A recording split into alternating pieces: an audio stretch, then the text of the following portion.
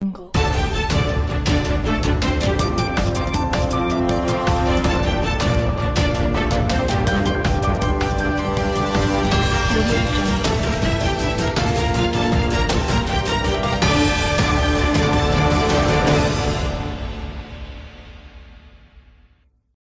Convener గారు MLA గారి సమస్యలను కట్టుకుని పార్టీలుగా ఆహ్వానించడం జరిగింది. వారికి ప్రత్యేకంగా స్వాగతం సుస్వాగతం. అలాగే వార్డ్ మెంబర్ వనమాల విజయబాబు వారిని కూడా సాధారణంగా ఆహ్వానిస్తున్నామండి. ఎమ్మెల్యే గారి పనితీరు వారికి నచ్చింది.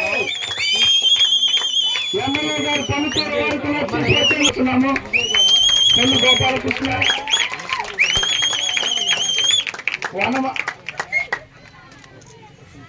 వనమాల విజయబాబు వనమాల నారాయణ జనార్దన్. అలాగే గత 40 సంవత్సరాలుగా టీడీపీలో పనిచేసిన వ్యక్తి నలుకుర్తి జనార్దన్. వారికి పెన్షన్ రాలే 40 సంవత్సరాలు టీడీపీలో ఉన్నారు. నలుకుర్తి జనార్దన్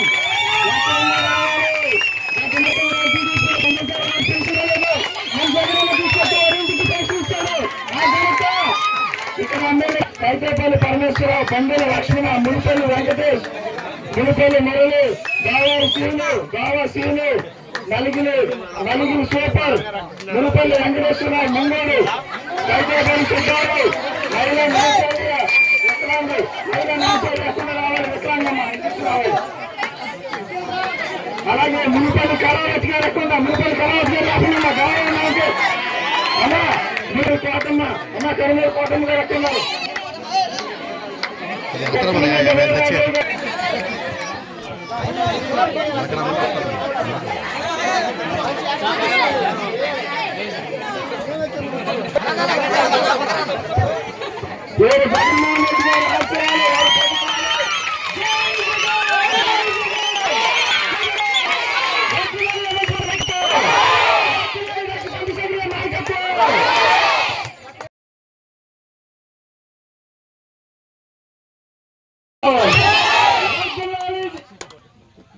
రమేష్ గారి నాయకత్వం, చంద్రశేఖర్ గారి నాయకత్వం.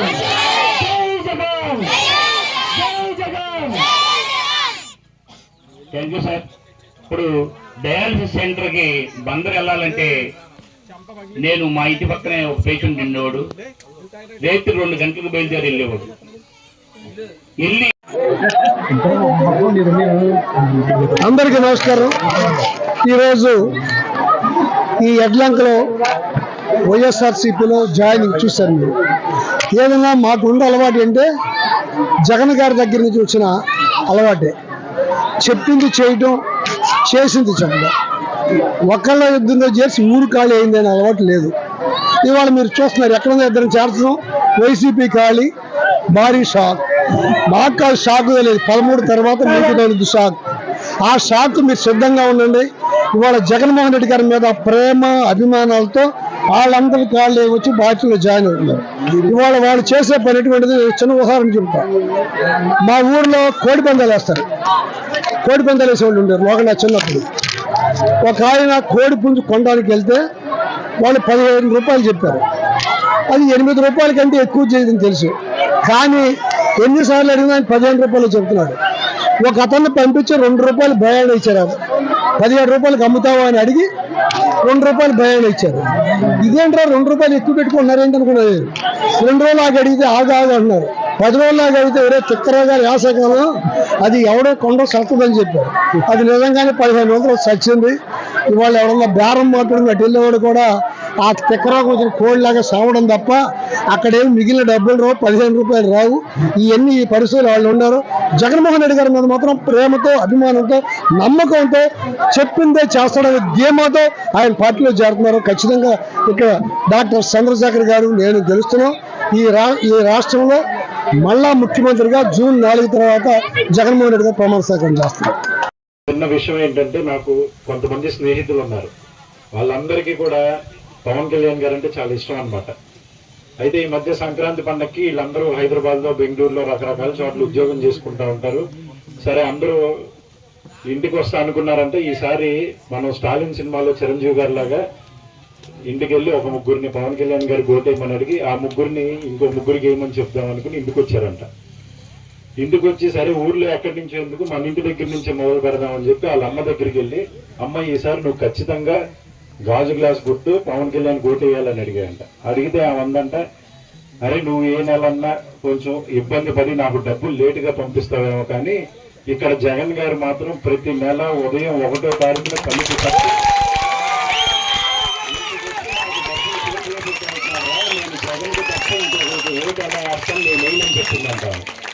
ఇట్లా ప్రతి వర్గానికి ప్రతి పేదవాడికి మంచి చేసే పని చేసేది మన జగన్ అన్న.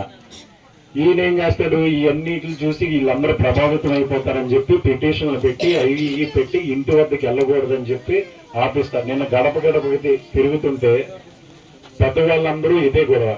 బాబు పొద్దున్న నుంచి ఆఫీసుకి వెళ్ళామయ్యా, 2ంటికి వెళ్ళాం, 3ంటికి వెళ్ళాం, పొద్దున్నే 11ంటికి వెళ్ళాం, మళ్ళీ రేపు ఇస్తామని తిప్పి పంపించారు. ఈ కష్టాలు ఏంటి బాబు ఇదంతా అన్నారు. ఖచ్చితంగా ఇంకో నెల రోజుల్లో మళ్ళీ మన వాలంటీర్ మన ఇంటికి వస్తాడు, పెన్షన్ 3,500 అవుతుంది. ఖచ్చితంగా జగనన్న చేద్దాం అనుకున్న ప్రతి మంచి పని పూర్తవుతుంది.